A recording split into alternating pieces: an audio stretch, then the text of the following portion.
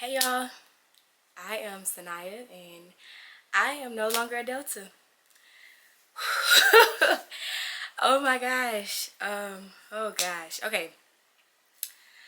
I knew that God was gonna call me to record this video. I didn't know it was gonna be today. I didn't know when. And I don't know how. So Holy Spirit speak through me. So I became a Delta back in April of 2024, and I just recently renounced maybe about 3 weeks ago, y'all. I renounced March 25th is when I went through the process, got the process started, and it became official March 27th. And I am a free woman. Hello, somebody.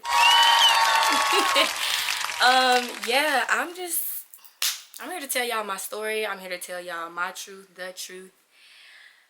And just grab your popcorn, grab your Bibles, grab your journal, grab whatever you need to grab. Grab your homegirl, homeboy, grab a group chat, grab whatever it is you need to grab, because we are about to get into some things.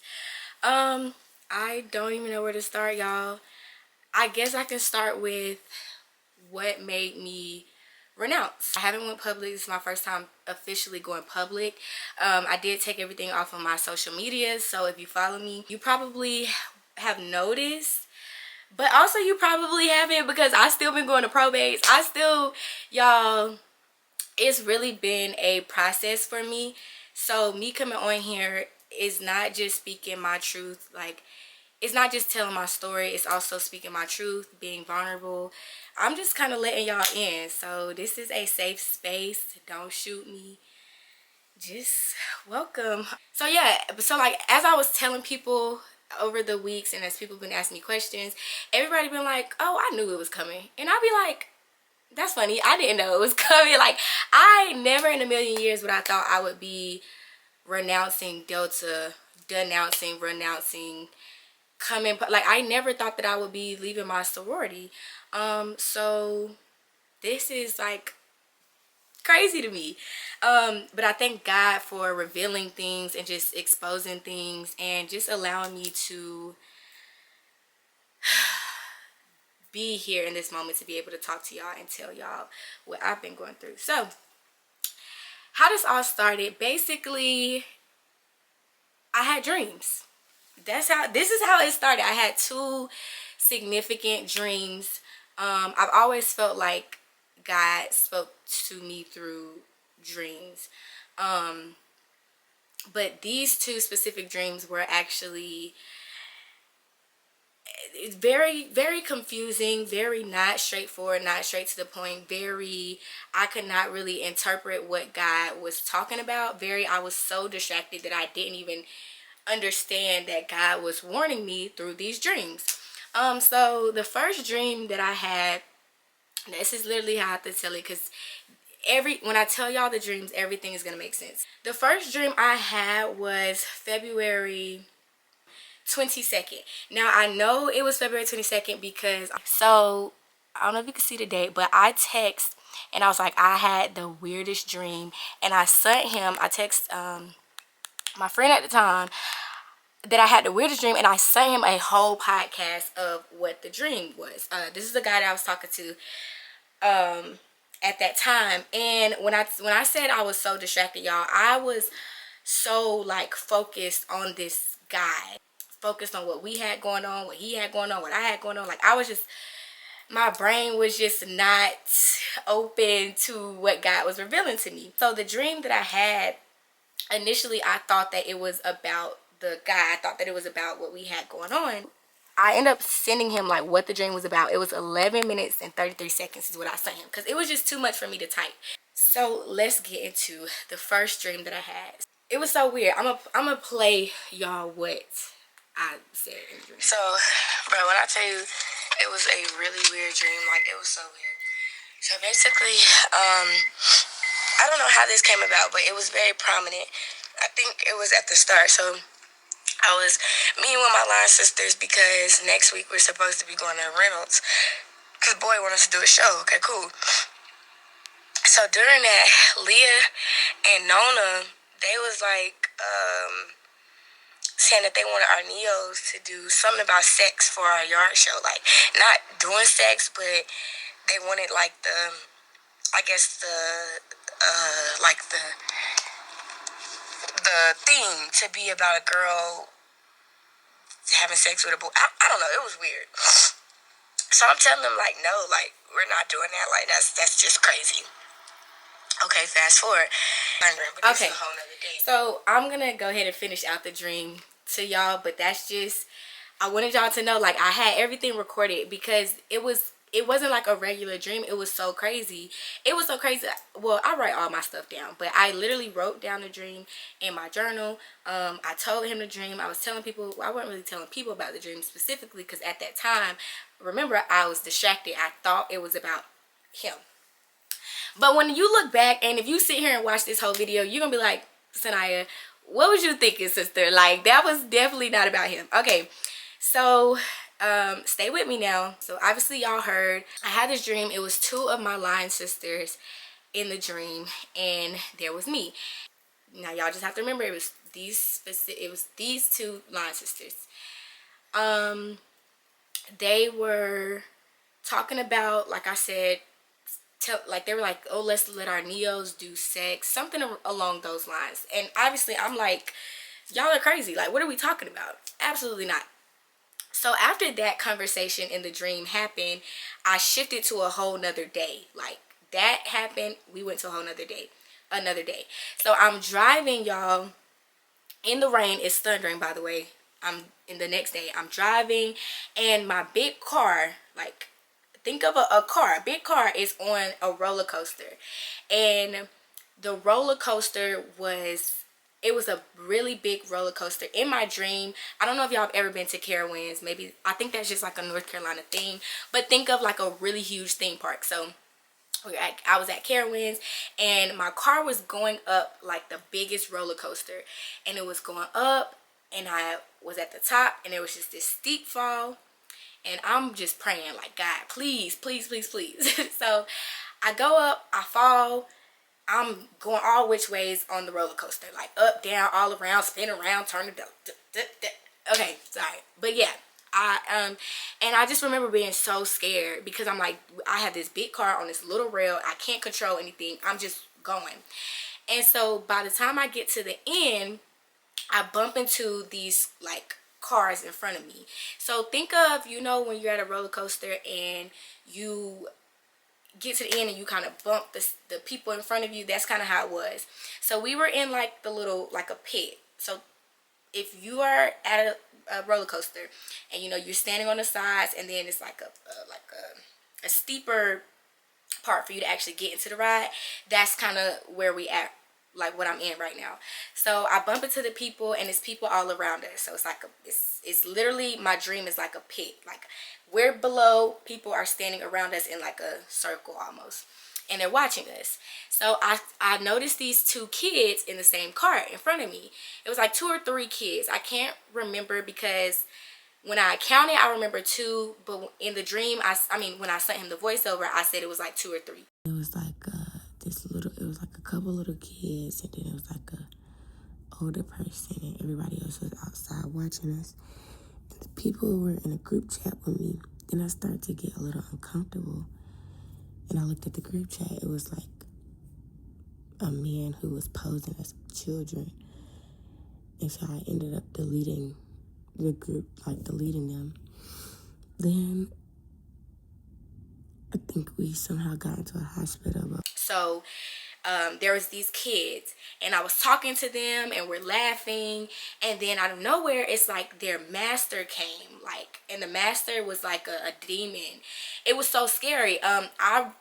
In the voiceover, I had described it as like, if y'all ever seen Stranger Things and y'all see the like the monster that the demogorgon, whatever it's called, that they're running from. I'm gonna insert a picture right here.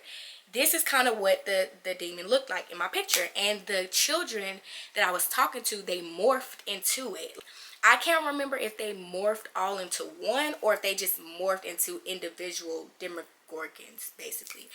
But I do remember at that time, I just started screaming. I'm like, y'all, get me out of here. Like, I'm screaming to the people that's around me, looking at me in this pit. I'm like, y'all got to get me out of here. So eventually somebody pulls me out. Somehow, some way, I was given back to my line sisters, those two specific line sisters.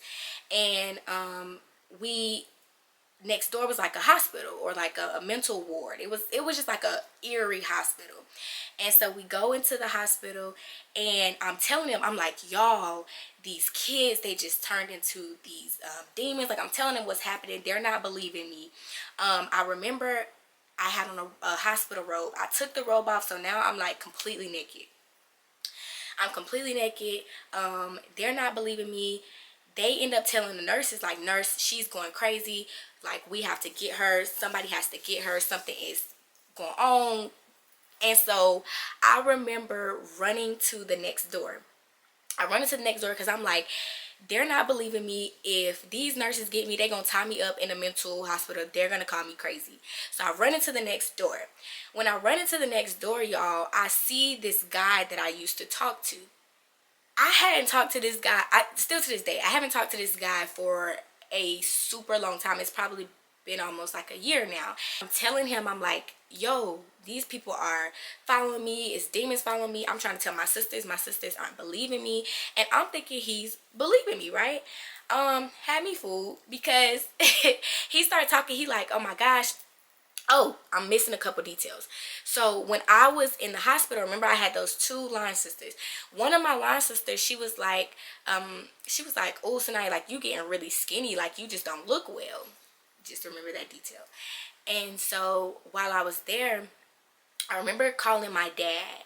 I called my mom, but my mom didn't answer. It was like 11 p.m. at night. So I remember calling my dad, and my dad picked up, and I'm telling my dad, he's believing me. My dad's like, okay, I'm on the way. Hang up. I run to the next room. I see the guy. He's standing there. He's like, Sanaya, you look like I haven't seen you in a while. What's going on? You look really weak. Like, is everything okay? I'm like, no. I'm explaining to him, my line sisters don't believe me. It's some demons following me. I'm thinking he's, retaining the information. He's believing me. And then he turns into the demon. He morphs into the demon, y'all. So I run from him. I run into the next room, and I see these ceiling tiles. So I start climbing up the ceiling tiles. Literally, I'm climbing up. And I'm going so far, and then the demons start chasing me up. So when I get to a certain point, I start recognizing things, and I see my old blow dryer. I see my flat irons. And so the first thing, like, my first instinct was just to throw them down. So I'm throwing away the blow dryer. I'm throwing away the flat irons. It's hitting the demon, knocking the demons out. And then I keep climbing. And then I woke up. So that was the first dream. Now, again, stay with me. Immediately when I woke up, I told him about the dream. I told him what happened, because I thought it was about us. So that same morning, I had went to church. And when I went to church, my pastor, he was preaching about the three Hebrew boys, Shadrach, Meshach, and Abednego, and how they were thrown into the pit because the king wanted them to bow to him, and they said, no, I won't bow to you. I only bow to Jesus. This is literally what he was preaching, y'all. I kid y'all not. It was February 22nd. You can literally go on YouTube. So I go to Elevation Church. I'm gonna put the sermon up here because y'all should go watch it. I kid y'all not. That was the sermon that I was listening to, that I had went to church to hear. And so again, I don't know how my mind took that sermon and turned it into the situation with me and that guy. I was just so distracted. So after that dream, after I had a conversation with the guy that I was talking to, we didn't talk about nothing else. Like, I didn't go back to that dream. I felt like I had figured everything out. So at this time, again, I'm still in my sorority because I am not thinking about my sorority. I don't have nothing. I don't have nothing to, I had, like, obviously, It wasn't something that really made me happy. We can get into that later, but I didn't have a problem with like renouncing was the last thing on my mind. I was not thinking about renouncing. Weeks later, I end up leaving the group chat. That was my sister's group chat, that had everybody in it. And when I left because it was just so drama filled. Like, and it was so it just, my mental just couldn't handle it. Like, I just felt so drained every time I read it. Mind you, I didn't, and a lot of my prior line sisters can attest to this, but I never really spoke in the group chat anyway. I might pop in here and there, but I wasn't like one of those ones that was just actively in the group chat, right?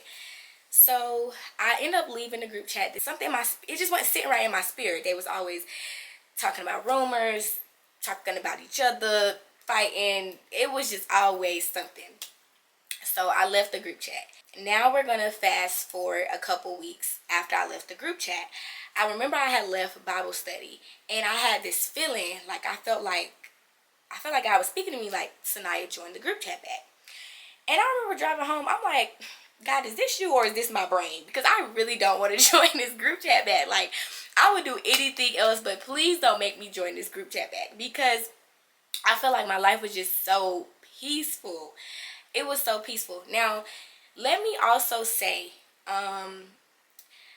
we were set to bring in a line April 2026, but I couldn't be, so it was only 5 of us left in the chapter, but I could not be a part of my other 4 sisters to bring to the line because I missed a specific training that we had to go through in order to bring in the line. So I was always helping on the back end. My main job was to create the probate. I was the show master when I was a part of Delta, so that was just my job, to create the probate and work alongside both of the sisters. Fast forward to, I'm driving back from Bible study, and I'm like, God, like, I don't want to join this group chat. But weeks leading up to it, I had really been practicing obedience. So I was like, fine, like, let me just join the group chat back. And my sisters were already begging me to join anyway. So I was like, okay. So I text one of my line sisters. I'm like, hey, can you put me back in the group chat? She puts me back in the group chat. The next day when she put me back in the group chat, our line president was like, hey, y'all, because we were starting the process with the girls. She was like, hey, y'all, we need some volunteers to, pin some girls for the initiation ceremony. So in Delta, you have 2 main events. So the first event is called the initiation ceremony, and then the final thing before you become a Delta is the induction ceremony. So this was the initiation ceremony. So in my mind, I'm thinking, okay, God, maybe that's why you wanted me to join the group chat, because I'm the type of person, I don't like no one feeling left out. I don't like people not feeling like they're being special. Basically what that ceremony is, you invite a Delta that you know, and they pin you. You become a pyramid. And for the ones who didn't have a Delta, like maybe they didn't know a Delta, or a Delta that they did know wasn't in the area or couldn't make it.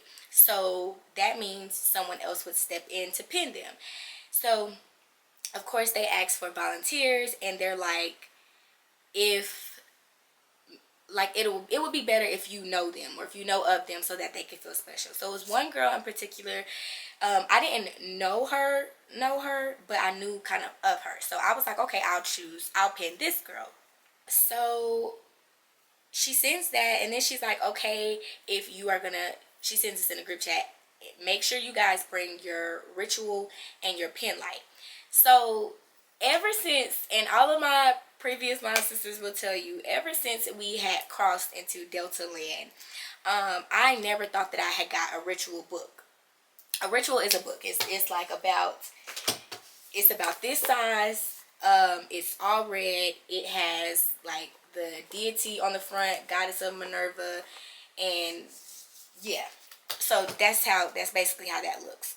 So ever since I crossed, I never thought that I had one. Mind y'all, whole time I had one. I didn't realize that I had my own ritual book until I threw everything away. So like when I renounce, we'll get into that later on. But when I renounce is when I actually threw everything away. And I didn't realize that I had a ritual. So anyway, she sent that in the group chat. She's like, everybody needs to have a ritual. And so I'm like, I don't have one. So I text in the group chat. I'm like, hey y'all, can I borrow anyone's ritual? So nobody ended up texting back. They actually started a new conversation. Everybody was talking. What I'm about to tell y'all is not a new thing. This has been like an ongoing thing. I text again. I was ignored again. And then I finally said, okay, well, since I don't have a ritual, I can't volunteer. You're just gonna have to find somebody else. So of course, when I said that I can do it, I can give you my ritual, whatever. So I'm like, okay.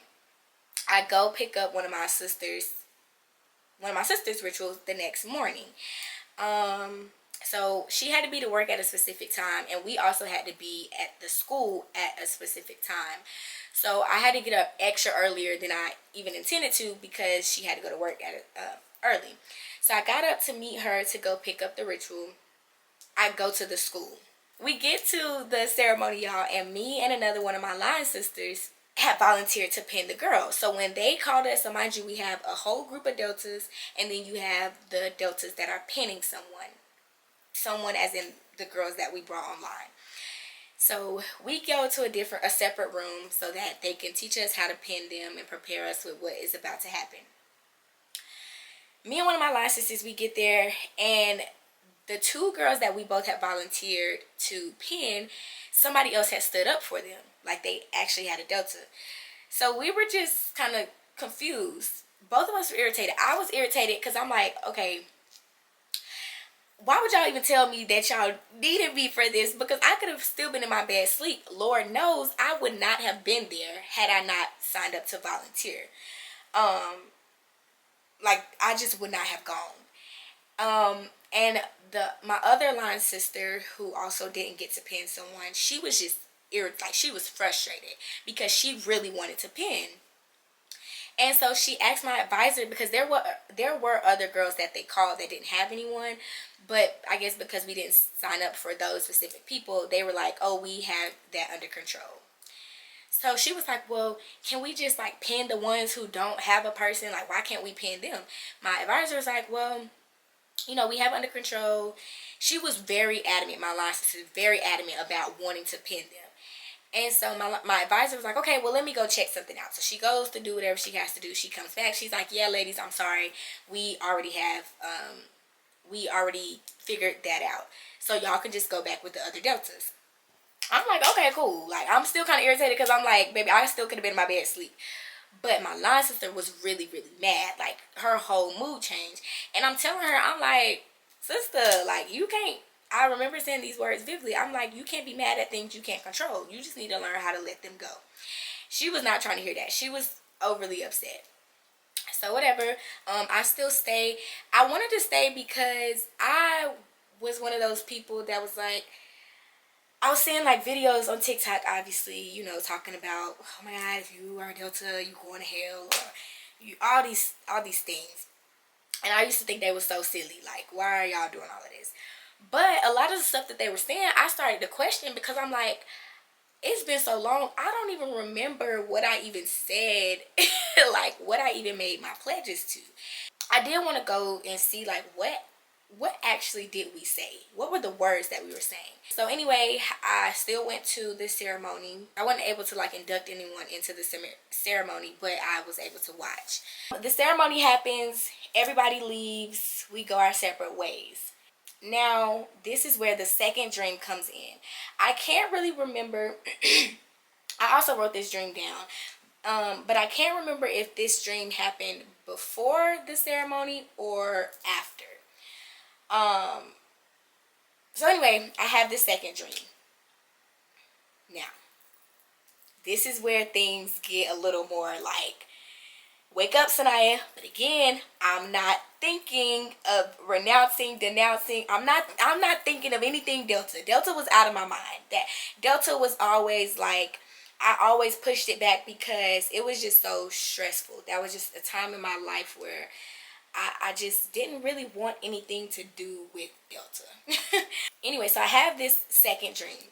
And so basically my mom, in the dream, my mom was pregnant. She was pregnant by this Chinese man.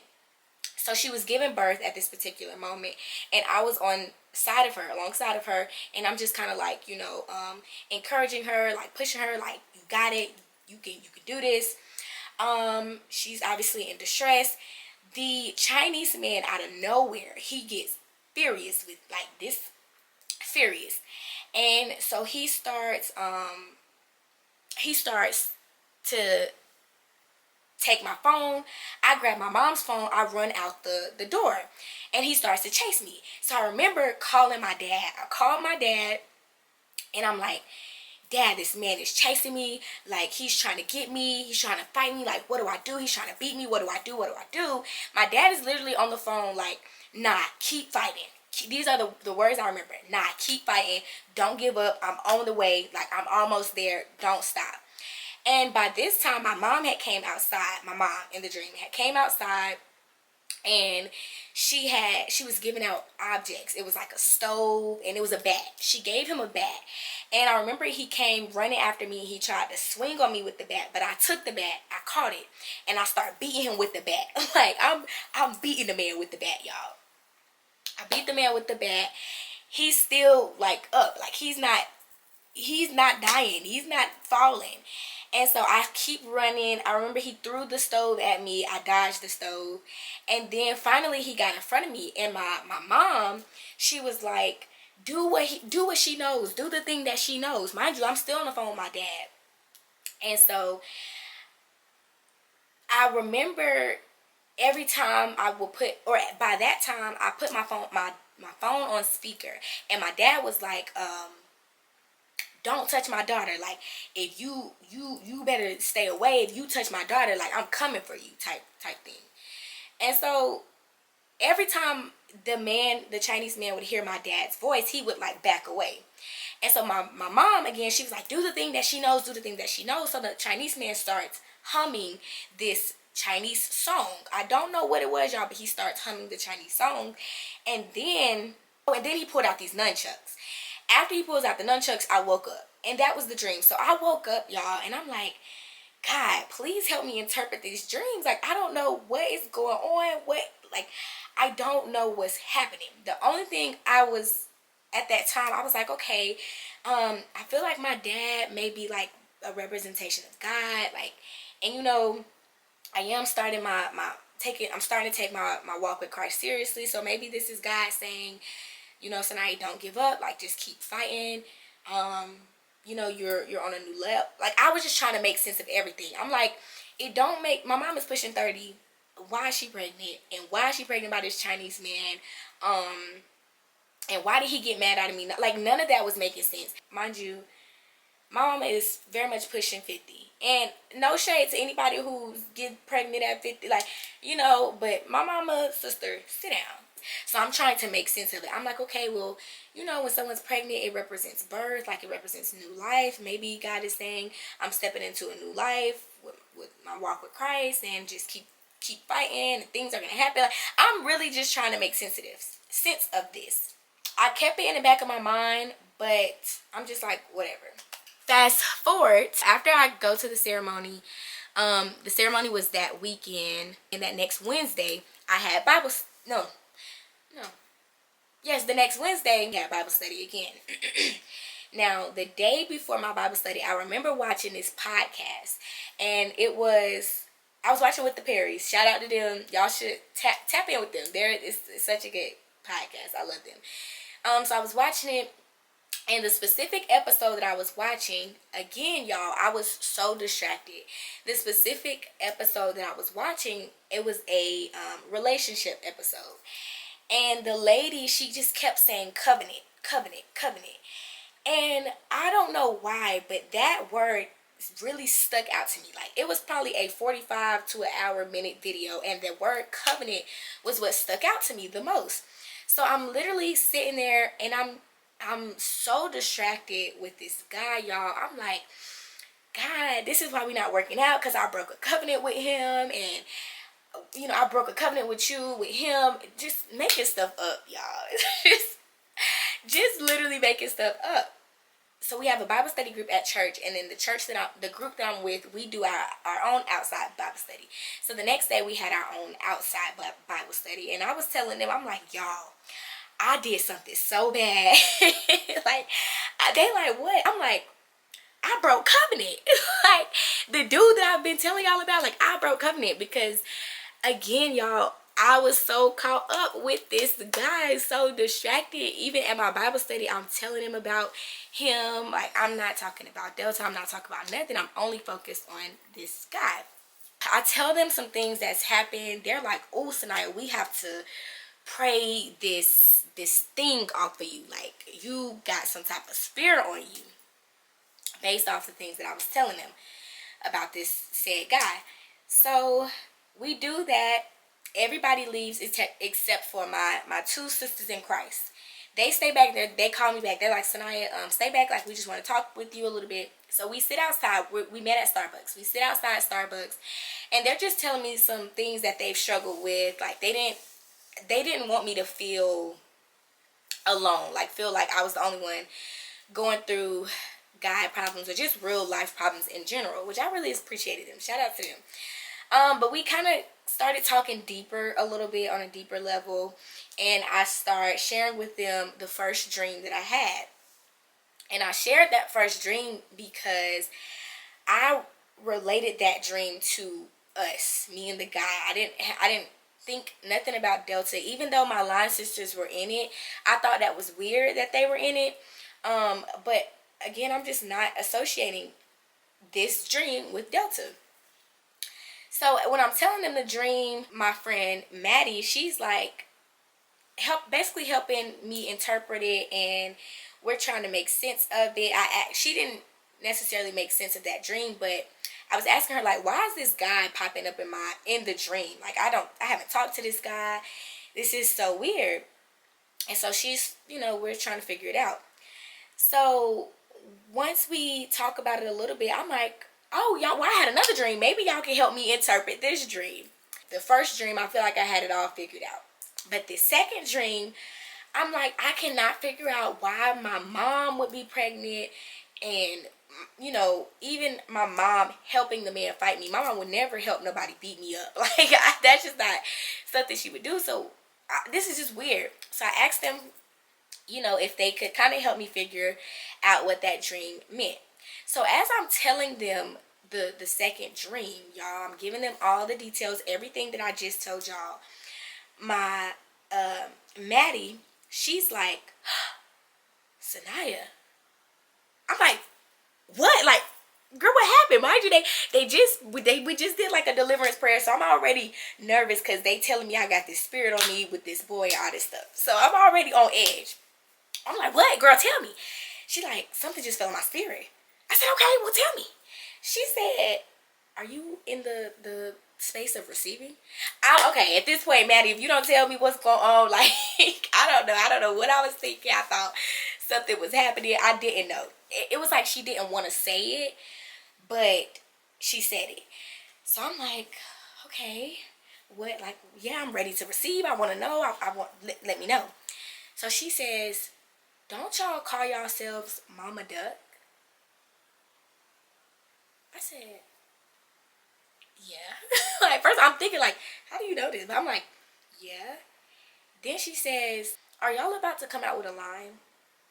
I said, yeah. Like, I'm not following.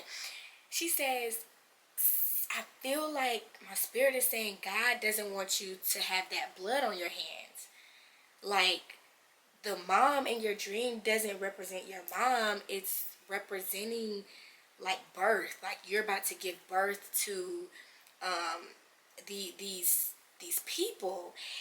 And when she said that, y'all, first of all, my heart sank, because when she said those words, everything in my mind, everything that I had been going through in those particular weeks, like building up, was making sense. And I'm like, oh my gosh, I knew this wasn't her speaking. I knew this had to be like the Holy Spirit speaking in her, because she was saying things that nobody would know. And I'm just like, what? Like y'all, I'm in so much disbelief, y'all. And then I'm like, yo, like this is making sense. But again, I'm in so much disbelief. So anyway, I end up that day, I end up going home. I'm like, I have to pray, I have to fast, because God, are you telling me what I think you're telling me? Like what? I was so confused, but also I wasn't confused in that moment. I'm like, no, God is exposing. Again, I told you I always felt like God was speaking through me, to me through dreams. I'm like, God is exposing. And then she says, you also need to look into that Chinese man. You also need to look into that Chinese man. So immediately I go home. I fast. I fast from social media. I get into my Bible. I'm reading. I'm praying. I'm just sitting with God in these moments, because I'm like, Lord, I need to hear you. Like, is this you, or is this her? Like, am I going crazy? What's going on? And y'all, as soon as I sat in my closet, started reading my Bible, stuff was just exposed. Everything was just being exposed. Now, let me also say this, because this is an important factor. So y'all remember how I told y'all that I needed a ritual book. So I went to go pick up my line sister's ritual book. So after that day that we left, me and my line sister, we kept trying to meet so that she can get the book back. But every time we tried to meet, something was happening. Like, she was either always at work or I was at practice, and one day she was supposed to come pick it up, and then she forgot, and then I was gonna take it to her, but something had just always came in between her getting the ritual book. So I still had the ritual book. So when I went home, after I told my friend the dream from Bible study, it was like the scriptures just was revealing itself. It was just talking about like worshiping and idolizing, and how you shouldn't bow before another god, and how you shouldn't do oaths, and you shouldn't do rituals, and all these things. You're basically giving your soul to another god. And I'm just like, I started thinking of everything. I'm like, we definitely have a Delta oath. We definitely have a Delta prayer. We definitely kneel before an altar, and we say things that's repeated. Like, all this stuff that the Bible say don't do. I'm like, I've definitely done it. I'm doing everything that the Bible say don't do.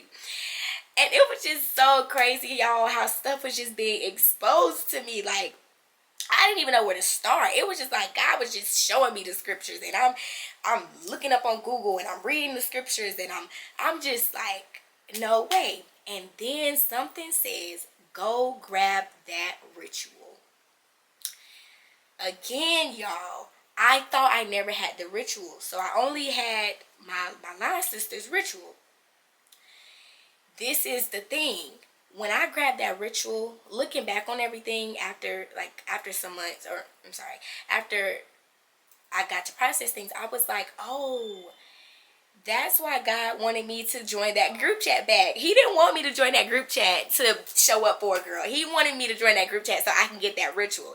Because y'all, had I not joined that group chat, I first of all wouldn't have known about the ceremony, because again, they put it all in the group chat. I also wouldn't have gone. Even if I was in a group chat, I wouldn't have gone. I could tell y'all that right now. And it's like, I also would have never just been looking around my room to see if I had a ritual book. Like, that never would have been a thing. So I'm just like, wow, like, God, you wanted me to join that group chat so I can get that ritual. So again, something's like, go grab the ritual book. So I grabbed the ritual book, and I start reading, y'all, like, and you don't really sit and just really read. So I start reading, and as I start reading, I'm like, a lot of this stuff sounds like the Bible without using certain words from the Bible. Like, where you would normally see Jesus is replaced with Delta, or where you would normally, like, it was just not, I'm just like, am I slow? Like, what I've been doing all these years, all these months, like, what have I been doing? And the first thing that stuck out to me, y'all, is we have these 9 words, and we have this thing when you first join the sorority, or when they first invite you to join the sorority. You have these PPP days, and each day is dedicated to one of the 9 words. And the only words that I could really remember was like compassion and fidelity, but it's 9 words. I still can't remember, y'all, off the top of my head. I would have to go read. But each day is dedicated to a word, and each day you do some type of like ritual, like we walk on sand and water and earth and air, like it's some craziness. But immediately that stuck out to me, and I'm like, wait, Delta saying we should live our lives by these 9 words, but the Bible say we should live our lives by the fruits of the Spirit. And then I started counting. I started counting the fruits of the Spirit. I'm like, love, joy, peace, long suffering, kindness, goodness, faithfulness, gentleness, self-control. That's 9, right, y'all? I'm counting 9. Then I started counting the words that they say we should live by. I said, wait a minute. This is the fruits of the Spirit without being the fruits of the Spirit. Like, whoa. Don't play with God like that. You're playing in my face. So the next thing I did, I went to the back of the book, and this is where you actually get inducted into the sorority. Typically, you do this right before the probate. I go there because I'm like, well, what do we actually say? Let me just clarify. The ritual book, it has everything in there. It's basically the Bible of the sorority. That's literally what it is. Like, and you don't get a ritual book until after you become a Delta. So when you are in that room and you have all these Deltas surrounding you, because that's what happens, they surround you. Stay with me. So I bump into the people, and it's people all around us. So it's like it's literally, my dream is like a pit. Like, we're below, people are standing around us in like a circle almost, and they're watching us. And then out of nowhere, it's like their master came, like, and the master was like a demon. They surround you, and they're like wearing all red, and then you are in the middle and you're wearing all white, and they sing to you, and they have their ritual books, and they like, but when you are getting inducted into the sorority, you don't have a ritual book in front of you. You're not reading that. You don't get that till after you become a Delta. Anyway, I go to the back of the book, and I'm reading the process that we go through, when we are getting inducted. And the words aren't really that bad. Like when you kneel down on that altar, on that red pillow, and you got the candles, and it's the altar, and it has the letters in front. When you kneel down, the specific words that you say, y'all can go look it up, but they're not bad words, right? It's just you're saying an oath.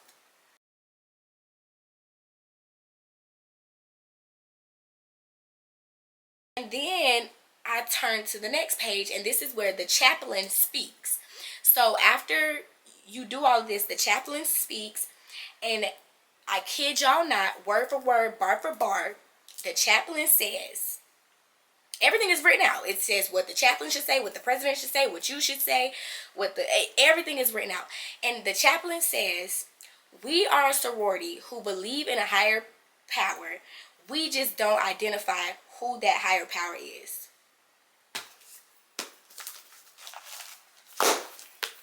That's all I needed. That was all the confirmation I needed, because clearly we don't have the same beliefs. I believe in my higher power. I believe my higher power is Jesus Christ, Son of God, and that's who I identify him as. I don't know what y'all believe, but we don't have the same beliefs. So clearly, we're not equally yoked. We're not equally yoked. What's that scripture that says, it's 1 Corinthians, hold on, don't work with me now. Work with me, don't leave me. Hold on. I'm coming. 2 Corinthians 6:14. Thou shalt not be unequally yoked with unbelievers. So already I'm in a sorority and I don't have the same beliefs. And then there's a 4-stanza poem, and the poem is like, some, like the birds and the bees, the flowers and the trees, some believe it's this, some believe it's God. And some believe it's this, some believe it's God. And Jesus died on the cross and rose. Some believe this is resurrection, some believe this is God. No, I believe it's Jesus. That's what happened. Like, what, knock, knock, who's there? Where y'all at? Come on, we gotta wake up, people. Immediately when I read that, I said, God, you ain't got to worry about me no more. Let me go renounce right now. That was all I needed. God was giving me the signs, y'all. And I did. So I went to look it up, like, you know, how to renounce. And nothing was popping up. Like, y'all, they make it so hard. It's so easy to join the sorority. But to get out of it, baby, it's so hard. So I couldn't find anything. I immediately that same day emailed the regional director. I said, hey, I want to renounce. How do I do it? She told me. She emailed me back the next day. She gave me the steps.